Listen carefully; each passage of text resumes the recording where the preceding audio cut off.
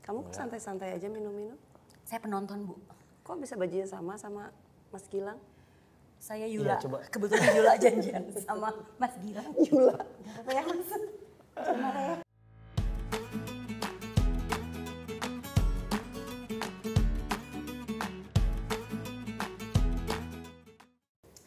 Hai Moms, kita ketemu lagi di edisi Moms Talk kali ini. Saya Novita Angie, Editor-in-Chief Mother and Beyond. Mau ngobrol-ngobrol nih sama dua pemain film yang luar biasa ya. Ini menjelang penayangan film Noktah Merah Perkawinan, satu film yang ini dari sinetron yang aduh siapa sih yang gak kenal Noktah Merah Perkawinan, walaupun mungkin dulu nontonnya sedikit-sedikit, tapi pasti soundtracknya tuh akan nempel di kepala kita. Dia pasti sambil semua nih pada menyaksikan awal dari obrolan Moms Talk, pasti tersayup-sayup tuh ada tuh lagu si Noktah Merah Perkawinan yang sekarang di remake juga kan ya. Keren deh lagunya, jadi lebih masa kini ya. Kalau dulu tuh kan kayak ya lagunya ya masa itu. Ada Oka Antara dan juga Marsha Timothy di sini. Kita mau ngobrol-ngobrol. Hai Oka, hai Marsha, apa kabar? Baik. Ini di sini lagi rukun ya. Mas Gilang sama Mbak Ambar aman? Aman gak apa-apa? Bareng-bareng? Gak apa-apa. Gak ada, soalnya gak ada Yuli ya, adanya Yula. Oh iya, adanya Yula.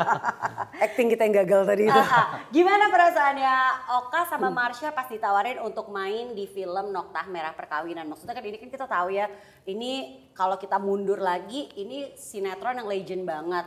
Diperankan juga aktor-aktor yang juga legend banget. Nah, ada beban nggak waktu ditawarin main untuk film Noktah Merah Perkawinan? Kenapa melihat saya? Oke, Marsha dulu. Beban sih enggak, cuman lebih penasaran akan dibikin kayak apa skenarionya gitu. Diadaptasi dari serial jadi film, itu penasaran dibikinnya tuh gimana caranya gitu, akan kayak apa bentuknya. Terus waktu itu memang udah dikirimin skripnya untuk dibaca-baca dulu. Tapi kayak belum full ya, masih ada revisi.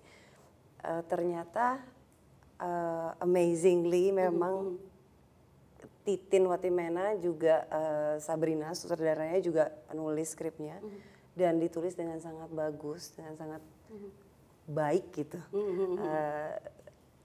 Nggak terbayang kira-kira sebelum itu aku kayak apa ya, kayak gini, apa kayak gitu. Ternyata tuh nggak seperti bayangan aku sama sekali. Dulu nonton nggak sih sinetronnya? Nggak nonton sebenarnya, tapi tahu. Karena waktu itu aku masih kecil. Kecil. Aku juga segini. Jadi nggak mengikuti episode gitu, enggak. Tapi tadi kita ngobrol nggak tahu kenapa, tapi tahu gitu jalan ceritanya apa. Ya kalau lagu udah pasti, karena kan kedengeran selalu kalau misalnya dipasang di rumah, kedengeran kemana-mana. Dan lagunya memang sekuat itu menempel di pikiran kita. Hebat banget itu penulis dan pembuat lagunya. Kalau Oka? Hampir mirip sih. Penasaran bakalan diadaptasinya seperti apa, karena kan rentan waktunya jelas jauh tuh banget. hampir 30 tahun lebih gitu. Jadi melewati berbagai macam zaman kan, ya, dari penyutradaraan sama acting aja berubah. Betul, itu juga bahasan kita tadi pas ketemu sama Marsha di awal. Iya, dari zaman 80, 90 sampai sekarang aja udah berubah. Nonton film-film yang dulu sama sekarang juga berbeda. Nah, penasaran. Terus ketika pas sudah baca skenarionya sama kayak Marsha, kayak terkejut.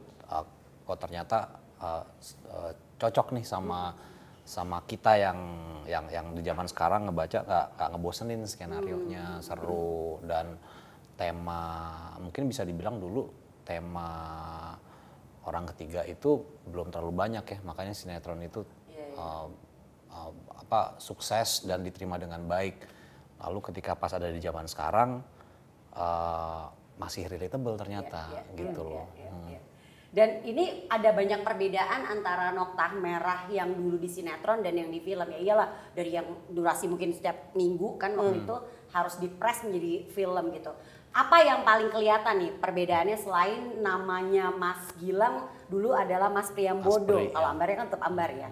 Apalagi nih yang berbeda? Kayak dari pekerjaannya Ambar juga ya? Iya. Ambar apa ya pekerjaannya? Dulu, yang dulu tuh di model. sinetronnya yang aku tahu Mbak Ayu Azhari itu si Ambarwati itu belakangan tuh jadi model gitu. Gitu. Di sini beda, pekerjaannya beda. Pokoknya latar belakang karakternya tuh beda-beda sih. Tapi garis merah ceritanya, benang merah ceritanya itu sama. Tentang orang ketiga. Iya. Ada juga mungkin perbedaannya itu cara menyampaikan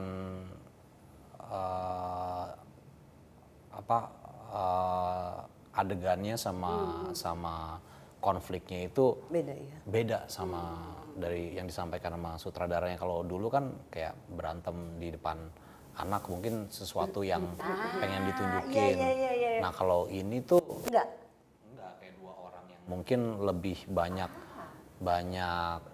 memendam aja gitu. Bagaimana kelihatan baik-baik aja di depan anak.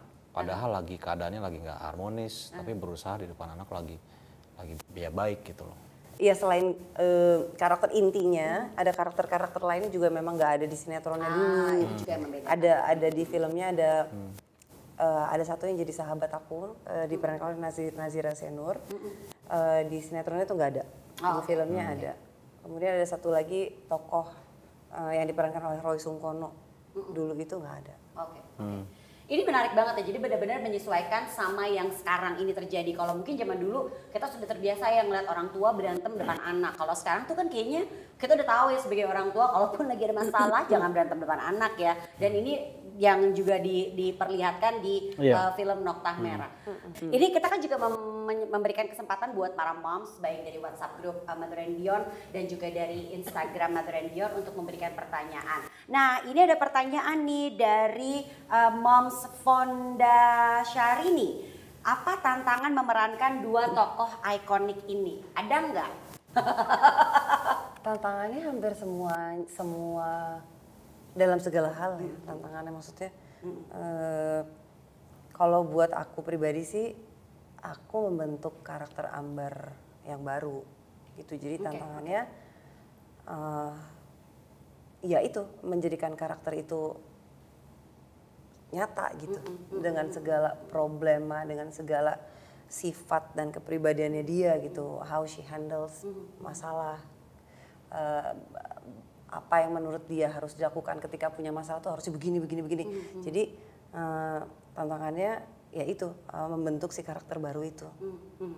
Jadi dari awal udah begitu. Udah enggak. Jadi emang ya ini seperti tantangan dalam memerankan satu tokoh baru di film atau di sinetron atau di yang Marsha lakukan kan. Kalau Oka?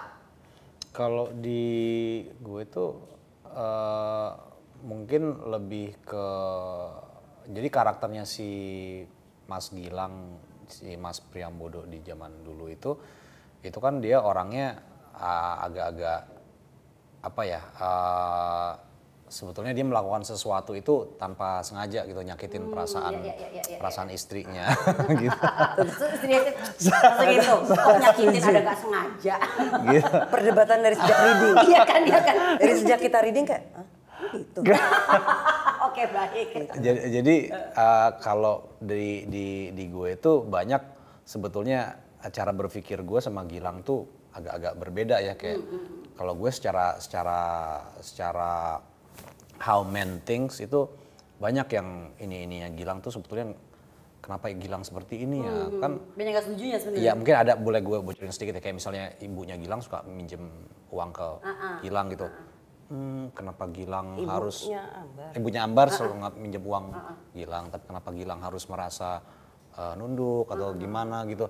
Nah itu banyak nggak masuk di logikanya gue, Oka pribadi gitu. Tapi Gilang itu bukan orang yang seperti itu. Jadi untuk di situ tuh tantangannya. Untuk jadi orang yang seperti itu dan tetap mencoba dinamis rumah tangganya, padahal dia mungkin merasa ada keganggu gitu sama satu hal tertentu, tuduhan-tuduhannya Ambar gitu. Jadi itu sih mencoba jadi orang yang bukan sehari-hari itu keluar dari susah. Padahal gue di situ menjadi suami, menjadi ayah ya. Sehari-hari juga kayak begitu.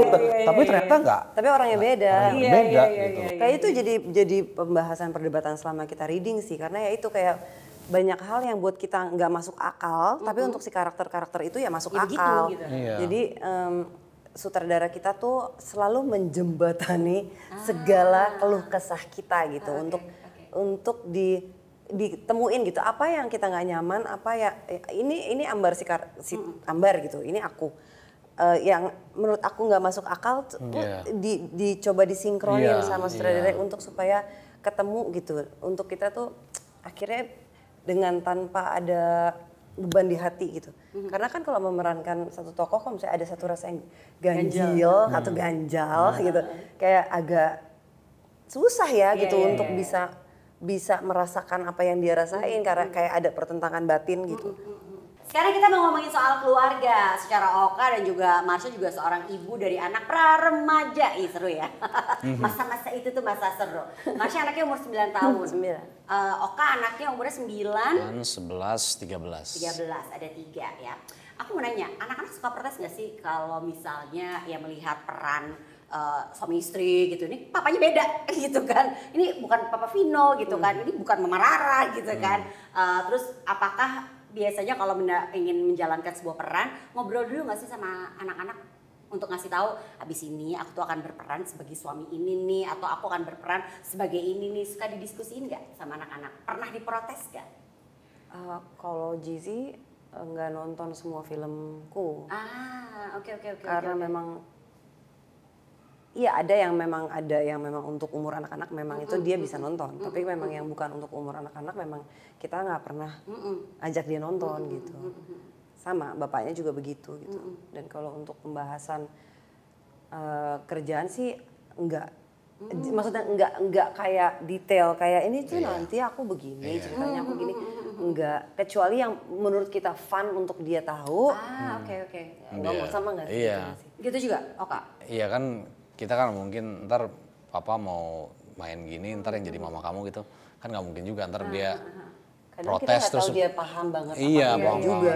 Ntar kalau protes kan ini bayarannya gede nak tolong boleh kan nggak mungkin jadi udah mendingan dia nggak usah tahu tentang detailnya yang tahu adalah papanya aktor dan nanti filmnya ada dia tahu posternya karena dibingkai di rumah kalau yang parental guidance under 13 boleh nonton, tapi kalau enggak, kalau di atas ya enggak nonton gitu aja sih. Tapi memang beberapa, aku kan pernah main beberapa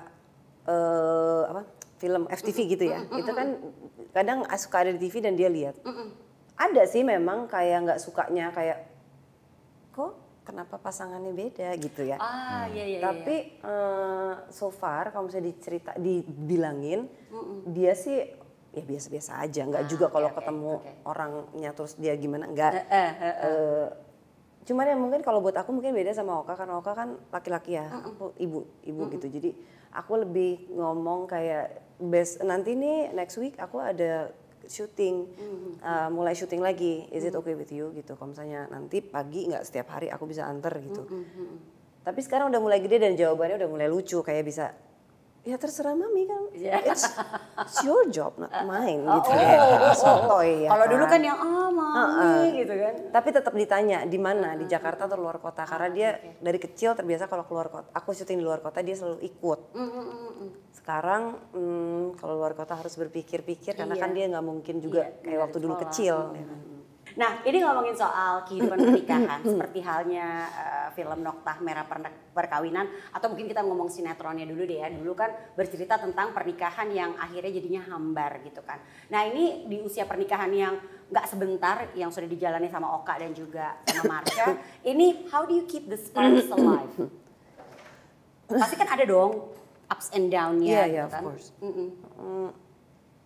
Mungkin ya harus sama-sama disadari bahwa memang harus diusahakan apapun gitu, harus ada effort untuk membuat keadaan baik, mungkin membuat keadaan menyenangkan. Also maybe that sparks, I don't know, tapi maksudnya segala sesuatu itu memang harus diupayakan gitu. Sama seperti halnya di film ini nanti kelihatan gitu bahwa dalam perkawinan itu memang bukan struggle, bukan perjuangan, tapi memang harus diupayakan aja memang. Effort ya? Iya, tapi memang it takes both sides ya, nggak bisa satu gitu. Setuju banget. Kalau Oka? Sebenarnya untuk menjaga sparks itu gampang-gampang susah ya. Yang pertama kan kalau mau menjaga sparks berarti anak gak boleh dilibatin. Jadi harus ada pergi berdua, mungkin nonton atau makan atau sekedar ngobrol bertukar pikiran gitu.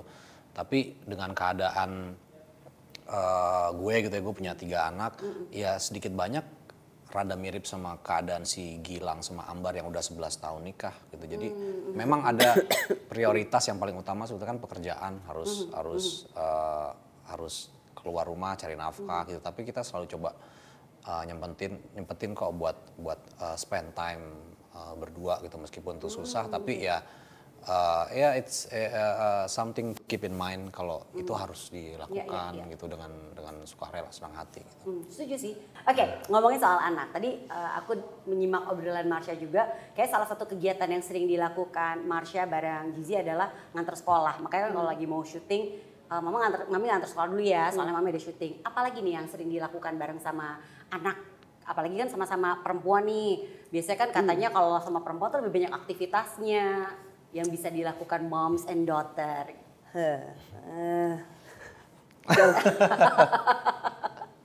Shopping buat termasuk ya? Itu termasuk loh, itu termasuk loh, ya kan? Mungkin yang hobinya kita sama berdua tuh nggak ada. Kayak misalnya Gizi itu ada kegiatan dia berkuda seminggu sekali.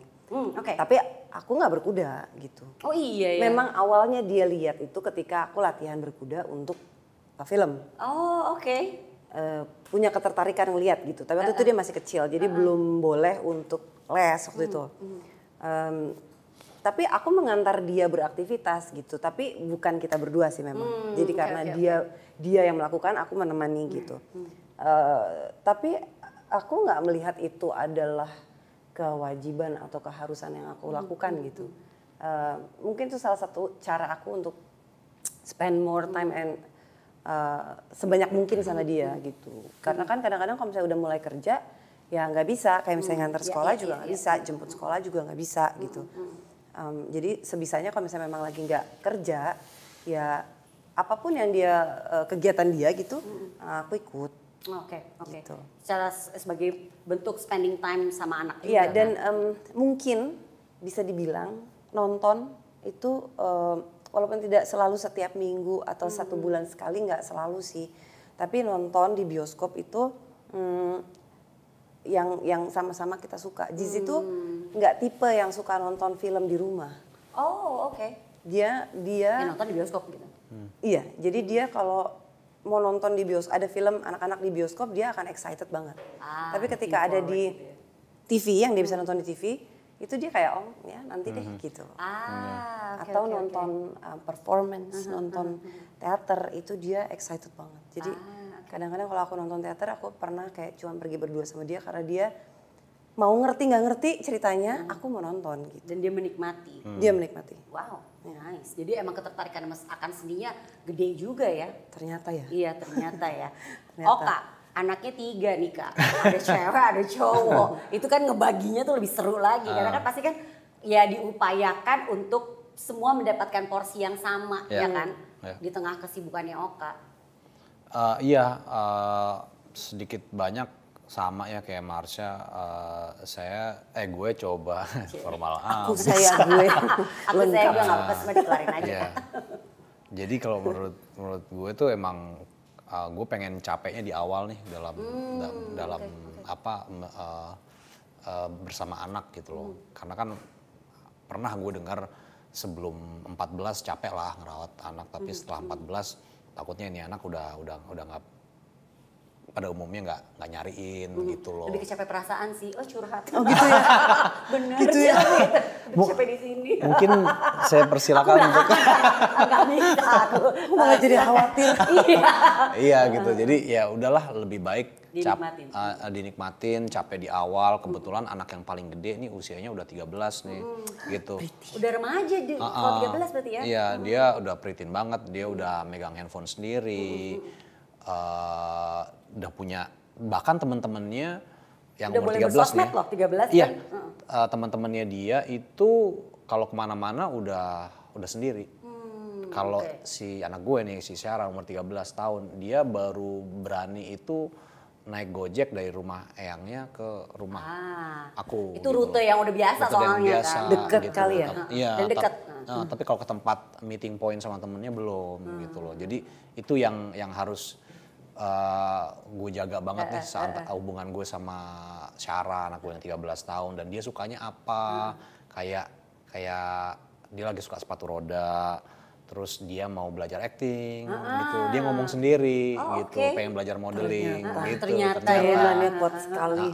Gitu. Terus ya udah, itu kan nggak pernah gue paksa ya, karena gue setiap kali ada acara apa, gue nggak pernah ngajak dia gitu. Tapi dia bilang, "Pah, nanti mau datang ke press con-nya Papa." Oh ya udah, ayo gitu. Terus ya udah gue ajak supaya tahu kehidupan di luar layar tuh masih dinilai publik ya, berwawancara, cara kita ngomong, cara kita berucap gitu harus elegan, eloquent juga. Terus kalau anak-anak yang cowok sih so far sampai sekarang hobinya masih sama main basket.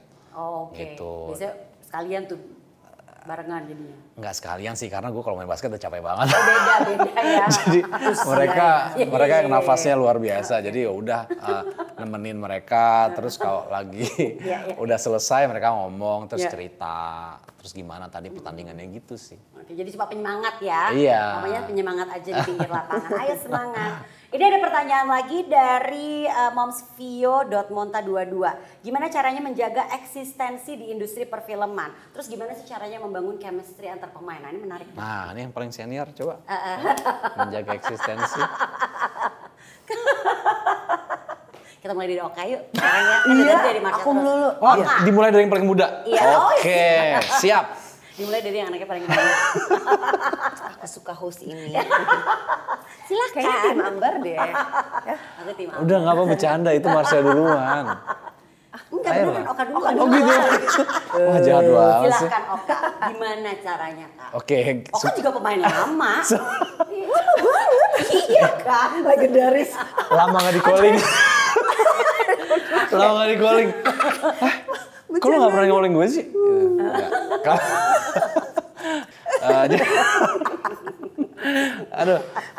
Jadi sebenarnya gini nih, kalau ketika gue pertama kali main film, terus berkali-kali main film, gue tuh nggak punya pikiran gimana ya cara gue eksis, gue nggak ada kayak gitu.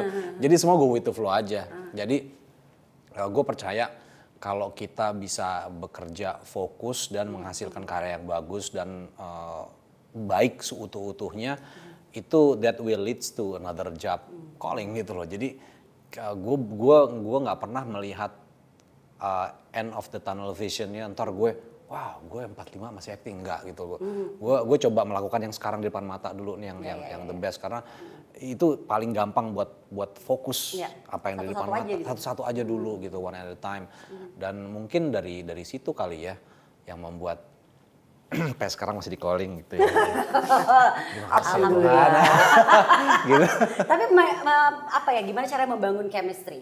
Pasti nggak gampang dong, apalagi kan dengan kehidupan masing-masing, kesibukan masing-masing, terus ganti peran. Mungkin di sini perannya adalah sebagai suami yang punya masalah dengan istrinya, mungkin peran besok sebagai ayah yang baik-baik aja. Nah itu gimana tuh membangun chemistry-nya? Kalau di gue sih sebenarnya kayak misalnya gini nih, kayak gue selama gue main film, gue kan nonton ya film-film Indonesia, dibintangin sama siapa gitu. Kadang gue tuh di kepala gue punya standar yang kayak, wah ini buat gue nih orangnya, aktor ini bagus gitu. Pengen suatu saat main bareng sama dia gitu. Nah salah satunya sebenarnya adalah Marsha Timothy gitu loh. Ketika gue main di film kan film pertama kita di sini gue nggak pernah main. Jadi ini baru pertama kali? Iya gitu loh. Banyak beberapa main film yang udah gue cek, udah pernah nih, kayak misalnya Lukman gitu. Udah pernah.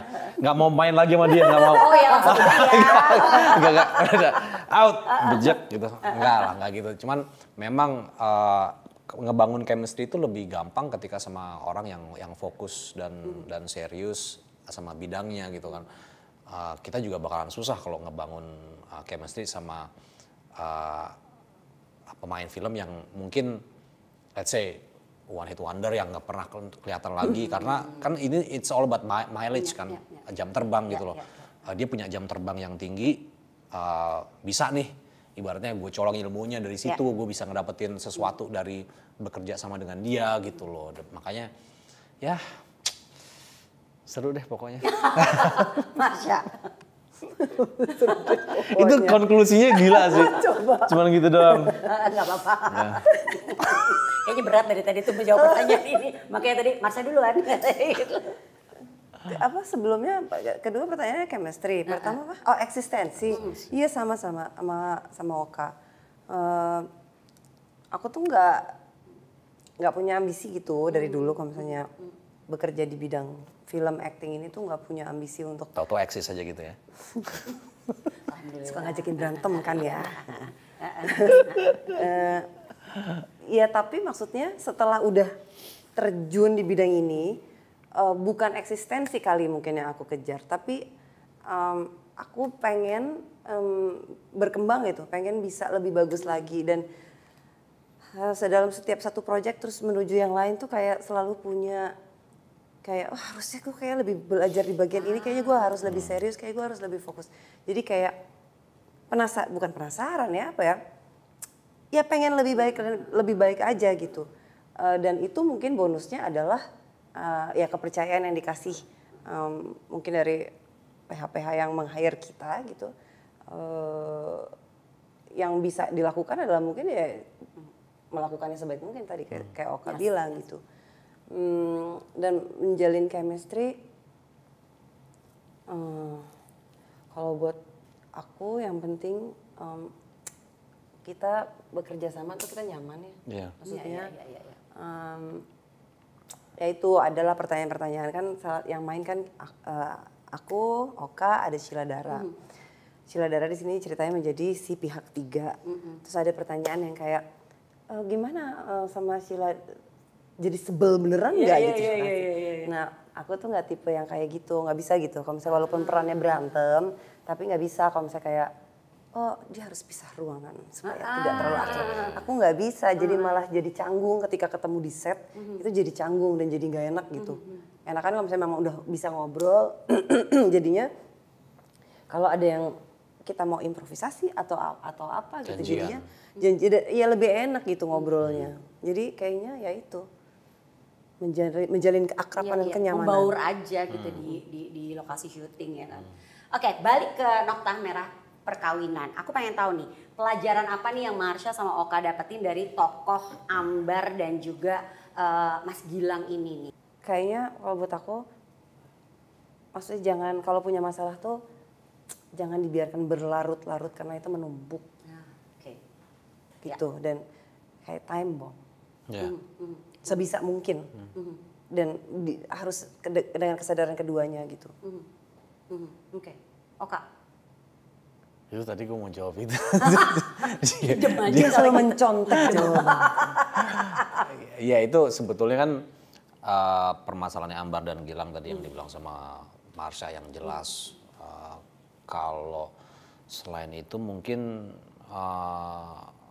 apa ya? Kalau melihat dari hubungannya Gilang dan Ambar yang 11 tahun ini, mungkin bisa audiens bisa ngedapetin gambaran kalau pernikahan itu adalah kerja keras. Ya, jadi pernikahan harus diusahakan bersama, diupayakan supaya ketemu di tengah, solusinya seperti apa. Terus mungkin yang film ini kan tentang pernikahan ya, tapi sebetulnya bisa dinikmati sama orang-orang yang belum menikah juga. Sebagai pembelajaran kan? Sebagai pembelajaran gimana sih, bahkan sama orang-orang yang masih belum punya niat nikah sama sekali, baru pacaran doang. Karena di sini itu anak muda zaman sekarang pengen kawin cepet. Oh iya. Iya sih.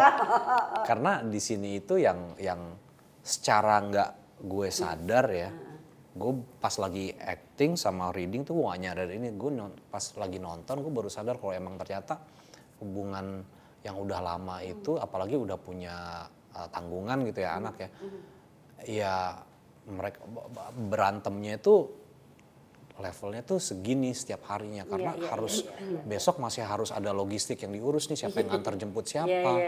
Ntar kalau ketemu di meja makan lagi breakfast aneh banget gitu loh. Kalau pacarnya kan ketemu aja dulu gitu lagi berantem gitu kan. Makanya tidak memperlihatkan masalah di depan anak-anak itu jadi sesuatu yang reguler di kehidupannya Gilang dan Ambar. Makanya di adegan yang tampar Mas Tampar itu adalah the pinnacle. Iya, itu the pinnacle of all issues yang terjadi. Anak-anaknya lagi sekolah, semuanya. Dan kedua orang itu Gilang dan Ambar sedang waktu itu pagi ya, bertemu di momen yang dipertemukan secara alamiah gitu loh. Belum berangkat kerja. Sama-sama nggak ngapa-ngapain, aktivitas pagi belum ngapa-ngapain dan mereka saling mengkonfrontasi satu sama lain gitu loh. Oke, ini satu lagi tentang film ini ya, tentang Noktah Merah Perkawinan. Ini kan selain mengangkat isu perselingkuhan, satu juga ada tadi sempat di-mention juga sama Oka soal orang tua, ya kan? Tadi kan soal ibunya Ambar, kita suka minta uang diem-diem sama Mas Gilang. Itu masih sama sinetron. Iya kan, itu juga dulu terjadi kan konflik soal campur tangan orang tua. Sementara memang kita nggak bisa menutup mata itu yang terjadi sekarang. Ini kan kita orang timur, pasti masih banyak juga pernikahan di mana orang tua juga masih ikut andil nih gitu kan. Adalah suara satu suara duanya gitu kan dalam sebuah pernikahan. Oka kali ya sebagai seorang kepala keluarga. Ini gimana sebenarnya kalau tadi kan Oka bilang ini nggak banget nih, aku tuh nggak akan I would do this gitu kan ya. Nah apa sih yang harusnya dilakukan di saat kita tahu atau kita nih menjalani pernikahan yang dimana orang tua tuh campur tangan, ada campur tangan dari orang tua nih, Mas ikut icam lah, atur-atur sikit lah gitu. Palingan harus komunikasi aja sih antara spouse-nya sama entah itu mertua atau orang tua sendiri ya, itu harus dikomunikasikan gitu. Kapan waktu yang tepat untuk bisa berpartisipasi dalam mengambil keputusan gitu, karena memang yang namanya orang tua di budaya timur ya memang selalu mengambil andil kan, bahkan yang nyekolahin kita juga mereka gitu. Jadi memang sedikit banyak kita harus terus mendengarkan mereka kan, supaya nanti kalau kita nggak dengerin mereka ntar anak-anak kita susah respect sama eyangnya nih gitu. Jadi mereka harus ada gitu loh. Di budaya timur memang kayak begitu. Cuman di satu sisi lain memang ada permasalahan yang mungkin cukup didengar oleh dua orang ini, yaitu antara spouses ini gitu loh. Mungkin kalau solusi saya nggak tahu ya kan, setiap orang punya permasalahan berbeda-beda. Cuman mungkin itu komunikasi yang lancar antara spouse itu soal orang tua itu yang menurut saya ini paling kecil lah. Kalau kita bisa, kalau itu aja kita cuekin, gimana mau yang paling levelnya paling susah gitu loh. Jadi pertanyaan terakhir, kenapa moms harus nonton Noktah Merah? Banyak sekali pelajarannya. Tadi pelajarannya itu. Banyak sekali input masukan-masukan yang bisa didapatkan dari nonton film Noktah Merah. Walaupun ini bukan film edukasi kan, tapi maksudnya gitu. Karena kita udah dikasih lihat ya, kita udah dikasih boleh nonton duluan demi untuk menjawab pertanyaan. Oke. Jadi kita udah nonton dan kita happy nontonnya, dan kita berharap yang menonton pun nanti juga akan happy nontonnya. Oka mau nambahin? Sama. Ini film drama yang cukup menguras emosi dan dekat, relatable sama kehidupan sehari-hari.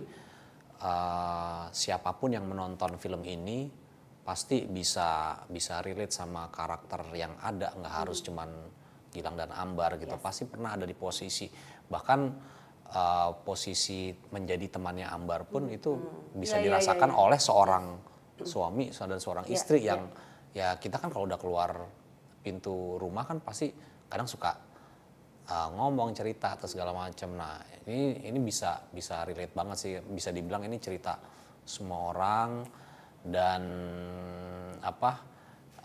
ini salah satu film yang menurut saya agak berbeda ya, yang menceritakan tentang pernikahan yang udah 11 tahun, tapi bagaimana sih caranya untuk bisa sustain dengan permasalahan yang ada itu. Nggak bikin jadi akhirnya buat yang mungkin belum menikah, aku jadi nggak mau kawin, kayaknya serem.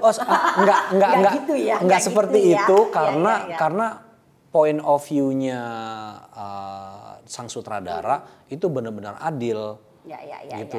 Dia tidak memojokkan karakter manapun, baik itu pihak Yuli, pihak Ambar, pihak Gilang gitu. Mungkin bisa dilihat dari cara film ini menampilkan orang ketiga yaitu Yuli itu bukan sebagai yang the sexy secretary gitu kayak gitu. Itu orang itu zaman jauh dulu banget sih gitu. Jadi itu lebih ke lebih ke kenapa Yuli pengen ditampilin seperti itu kayak the girl next door gitu ya, karena itu yang mungkin bisa relate sama banyak orang gitu loh. Dan Gilang pun juga ada di posisi, meskipun ini film dibikin oleh seorang wanita, tapi Gilang itu gue sebagai aktor di situ gue nggak merasa karakter gue itu dipojokin gitu. Jadi ini sebetulnya film buat cowok juga gitu loh.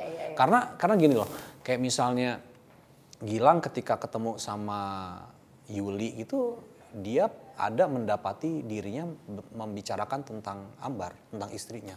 Itu berarti dia menaruh rasa yang belum selesai antara permasalahan dengan Ambar itu di belakang kepalanya. Sebenarnya. Gitu. Jadi ya bukan yang attracted by physical appearance, lalu dia gitu, nggak kayak gitu.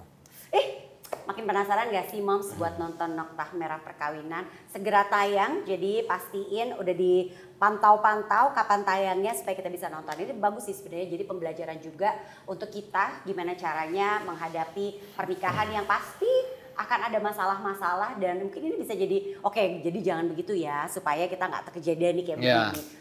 Ditonton aja. Marsha, Oka, thank you so much udah datang bersama Mother and Beyond, udah ngobrol-ngobrol, udah sharing. Kita jadi semakin penasaran nih, pengen nonton Noktah Merah Perkawinan. Sukses buat filmnya ya. Thank you. Thank you juga buat moms yang sudah menyaksikan Momstalk edisi kali ini. Bye moms.